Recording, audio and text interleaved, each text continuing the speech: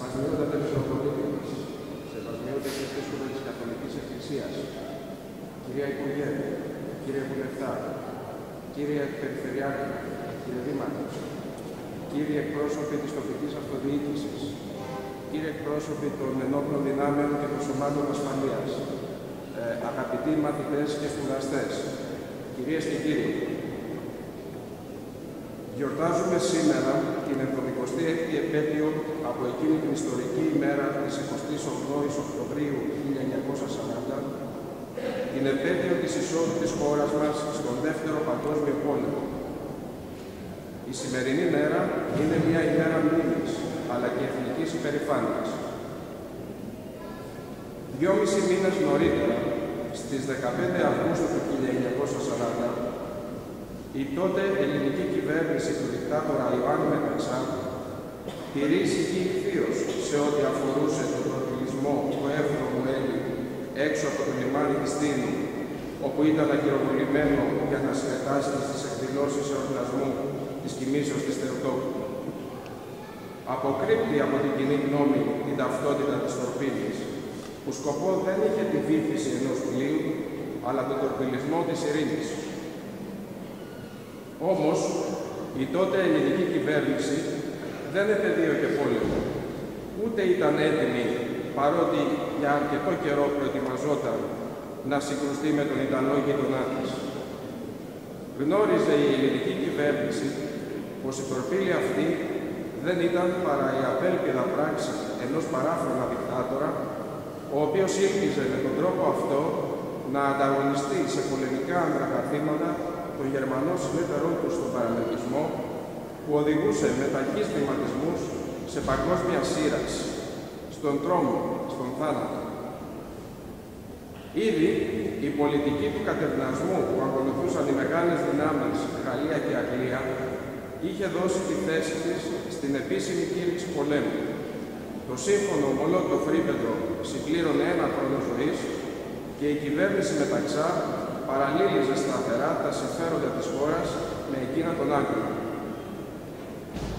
2 μέρες αργότερα, στις 30 Οκτωβρίου του 1940, ο πηχιαίος τίτλος του κύριου άρθρου της εφημερίδας «Ελληνικό Μέλλον» ήταν μια ταπεινή, μικρή, γεμάτη ηρωισμό, πίκρα και αποφασιστικότητα λέξη, γνωστή στους Έλληνες από την εποχή των Θερμοπυλών, των Σαλαμινομάχων και των Μαραθωνομάχων. Όχι, αυτή ήταν η λέξη που με άλλα λόγια ο Μεταξάς απάντησε στις απαιτήσεις της Ιταλίας 2 μέρες νωρίτερα. Όχι, αυτή ήταν η λέξη που χιλιάδες φορές εξτομίστηκε από χείλη ελληνικά, από τον Γιάκο στην Αλαμάνα, τον Παπαφλέσσα στο Μανιάκι, τον Δασκαλογιάννη στην Κρήτη, τον Παύλο Μελά στα Στάτιστα. Όχι, από τον άγνωστο στρατιώτη ήρωα που πότισε τη γη με γενναιότητα και αυταπάρνηση στους αιώνες. Όχι, από τον στρατιώτη του αλβανικού μετώπου, από τη μάνα, την αδελφή, τη σύζυγο που έμεινε πίσω επιδεικνύοντας εφάμιλο ηρωισμό. Όχι, ή alors c'est la guerre, δηλαδή, λοιπόν, αυτό σημαίνει πόλεμο. Αυτή ακριβώς ήταν η επίσημη απάντηση της ελληνικής κυβέρνησης τα ξημερώματα της 28ης Οκτωβρίου του 1940. Και εδώ πρέπει να σταθούμε, τονίζοντας την αποφασιστικότητα της στιγμής που ο ηγέτης ενός κράτους οδηγεί έναν λαό σε πόλεμο με υπέρτερες δυνάμεις.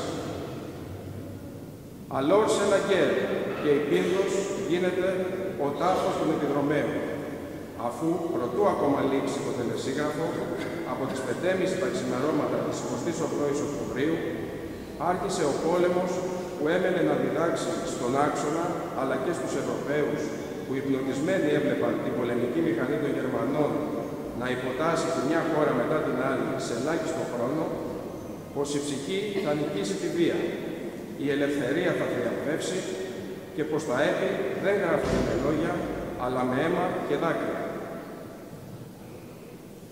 Οι Έλληνες πήγαν στον πόλεμο γελώντας και δεν λογάριασαν τίποτα, παρά μονάχα τη μοίρα τους, το πεπρωμένο τους να πολεμούν μόνοι, λιγοστοί απέναντι σε πολλούς.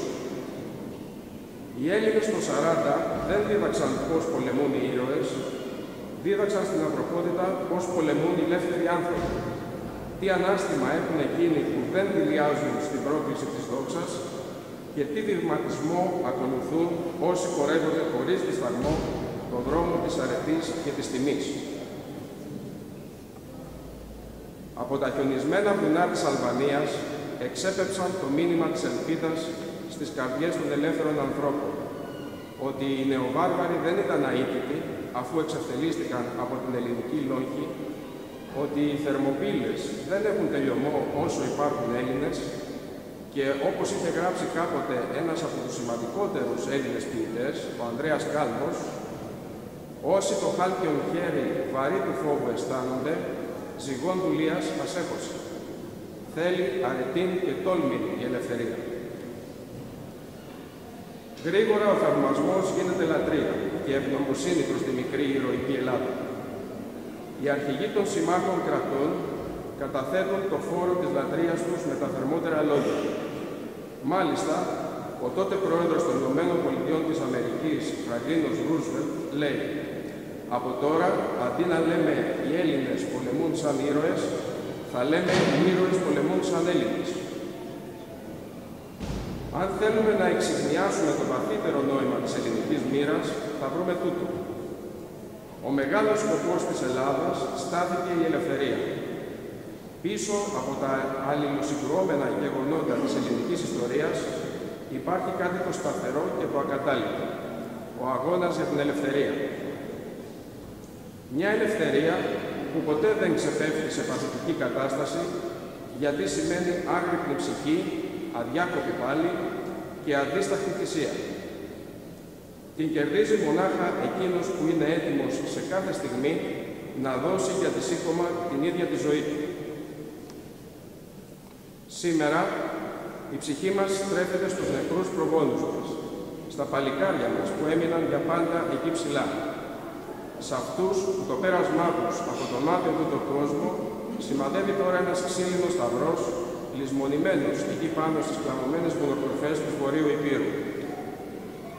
Το παράδειγμα λοιπόν του όχι του 40 και όλων εκείνων που έπεσαν μαχόμενοι για τη ελευθεριά της πατρίδας μας πρέπει να μας ενώνει και σήμερα και όλοι μαζί να το φωνάζουμε σε όσους θέλουν το κακό της Ελλάδας και τον αφανισμό της. Σας ευχαριστώ.